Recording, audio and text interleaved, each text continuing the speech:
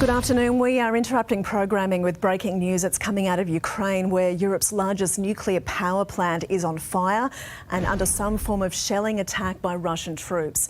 It's called the Zaporizhzhia plant in southern Ukraine in the city of Enerhodar. There are 6 reactors there. Now, this site supplies 25% of Ukraine's power, and we definitely know from our affiliate, CNN, that one of those reactors is not on fire, but there is a blaze burning in a nearby training building. Our affiliate CNN is also reporting that at this stage there have been no rises in radiation levels at the site, which is some comfort for a country that has lived through the 1986 Chernobyl disaster, the world's biggest nuclear accident. Now, what you're looking at there is a live stream of the situation unfolding.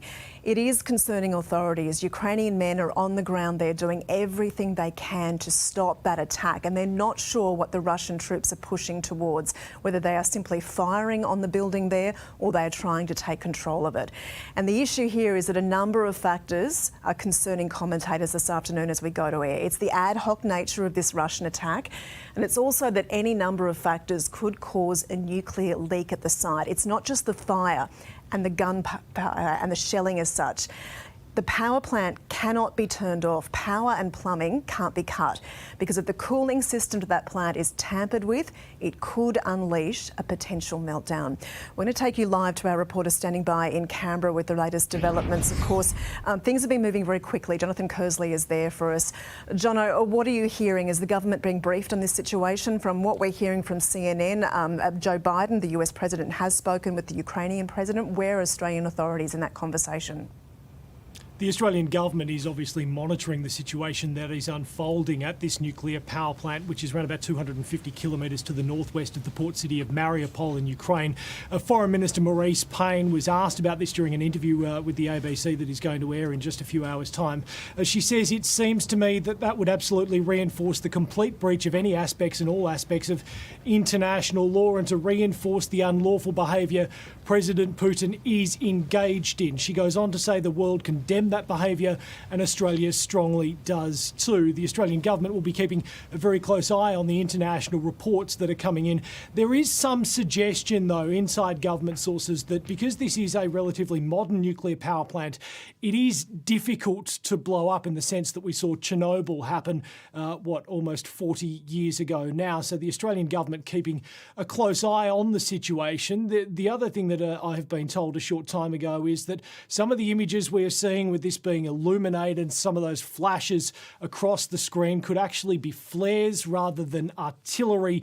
But this is obviously very hard to try and gauge from some 8,000 kilometres away. Interesting to note too, Davina, the reports from the International Atomic Energy Agency, which has also been talking to Ukraine's Prime Minister Denis Shmyhal about the possibility and concerns of any further damage to the nuclear power plant and the risk of one of those reactors that you mentioned there going up. We heard some incredibly strong language on social media, on Twitter, from the account of Dmytro Kuleba, Ukraine's foreign minister, who says that if it blows up, it will be 10 times larger than Chernobyl. Ukrainian authorities seem to be absolutely adamant that this is a Russian attack, but international governments right across the world will be monitoring this situation incredibly closely over the coming hours to try and gauge exactly what is happening on the ground there. As I mentioned, this is the nuclear power plant Zaporizhzhia. It is near the city of Enerhodar. That's 250 kilometres to the northwest of that city of Mariupol, which is right on the coastline there. The Russian authorities, Russian troops have been trying to gain access to for a number of days now, effectively ever since this invasion started a little more than a week ago. The attack on this plant, if it is indeed an attack from Russian forces, would be incredibly concerning, given the fact that this is the world's, Europe's largest nuclear plant facility. As you mentioned, it powers some 25% of the country's power, but would also have detrimental effects right across Europe. So this would be a very concerning situation if it does unfold as an attack in the few hours ahead. Now, Jono, there were talks and discussions in the very early hours of this morning, Australian time, both Joe Biden and Scott Morrison. Talk us through what the concerns were at that point, because there has been a feeling and a worrying development of what we've seen happening overseas. There's certainly an incredibly large amount of concern over what Vladimir Putin could do next. The group known as the Quad, that is the leaders of Australia, the United States, Japan and India, met in the early hours of this morning Australian time. It was round about 1 o'clock. They dialed in virtually to talk about the situation in Ukraine, but also the impact that that could have in our region, in particular in relation to China and Taiwan, given that China has said that it effectively wants to reunify Taiwan with the mainland. Reports of this situation northwest of Mariupol at the power plant in Ukraine hadn't yet emerged by that point, but you would imagine that behind the scenes, State departments, foreign departments from all allied nations will be trying to get as much information as they can to provide a clearer picture so that they know what is happening on the ground. It seems to be conflicting reports as to what is actually going on at this power station. But as you mentioned previously, Davina, the fact that there have been no real changes in radiation levels is of some comfort during what is no doubt an incredibly worrying time. And this follows on from extra sanctions that have been put in place, led by Joe Biden, and the concern in nature that this seems so ad hoc by Russian authorities. There seems to be no clear end result that they're pushing towards. Yeah, well, this is the issue. Effectively, world leaders are trying to work out what is Vladimir Putin going to do next. And this is the multi-million-dollar question. He is largely highly unpredictable. He hasn't had the greatest start to this invasion of Ukraine that has seen devastation across the country in the days since. We've seen Kherson has now been taken by Russian forces. World leaders are trying to understand what he is going to do next, what his next move will be. Could the fact that the initial invasion and the attempt to try and take the Ukrainian capital of Kyiv didn't work out force him to take tougher action? Well, that would be something that would be playing on the minds of US President Joe Biden. It would be playing on the minds of Scott Morrison, as well as Japan's Prime Minister and India's Prime Minister Narendra Modi, as those four leaders met for the Quad discussions overnight. They will be looking at this situation very, very closely, but they are firmly of the view that sanctions, economic sanctions and travel sanctions seem to be working in the sense that it is tightening the screws on Russia's economy. We heard the Prime Minister this morning say that the ruble, Russia's currency, had fallen. There had been significant issues with their share market over there and with the value of Russia's economy. So in a sense, that aspect's working.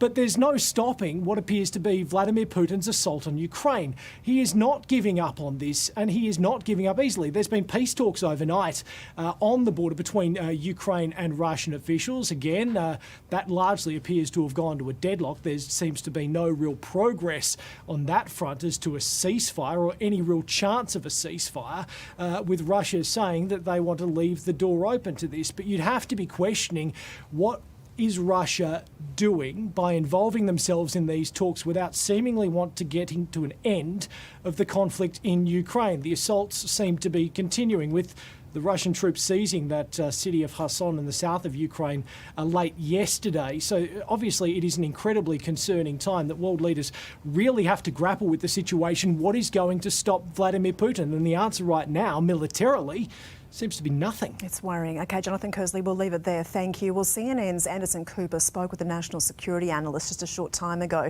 who shared some insights into the severity of the situation. It puts it in perspective. Take a listen.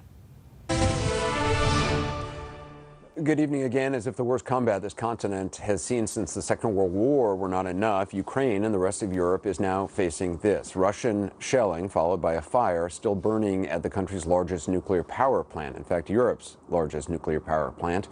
A country that lived through the Chernobyl disaster now facing the possibility, and again, just a possibility, of another.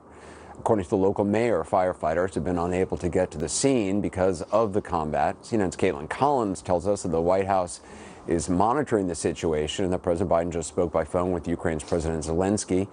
The International Atomic Energy Agency moments ago tweeted that Ukrainian authorities say, quote, there has been no change reported in radiation levels at the Zaporizhzhia nuclear power plant site. That is certainly very good news. The agency is also calling for a stop to the fighting and is warning of, quote, severe danger if reactors are hit. Joining us now is Joe Cirincione. He's a national security analyst with decades of experience in nuclear security and policy issues. Joe, I appreciate you being with us. Obviously, you know, the headline on this seems very ominous. there's a lot we don't know, particularly the location of the fire, the size of it, what it actually may mean. How concerned are you? Very concerned. I cannot overstate the seriousness of this event. What we've seen is terrifying enough. If the electricity to this plant is cut off, if the plumbing to this plant is cut off, you could be looking at another Chernobyl, another major nuclear-powered disaster on Ukrainian territory. There are multiple ways this could get very terrible very quick. How does explain that? Because clearly, I mean, from a strategic standpoint, Russian authorities might want to try to take this plant offline in order to deprive the country of electricity to their cities. You're saying if the electricity to a plant is cut off, that could trigger an incident? How can that be? Yes. Yes. If they want to take this off the grid, they should go and capture the plant and cut it, take it off the grid. But what they're doing is physically attacking this. We've used this word a lot in the last week. This is unprecedented. This has never happened in world history. A determined attack on a nuclear power plant. What you're worried about is two things. One, for those reactors that may still be operating, and I believe there are 6 reactors at this facility, the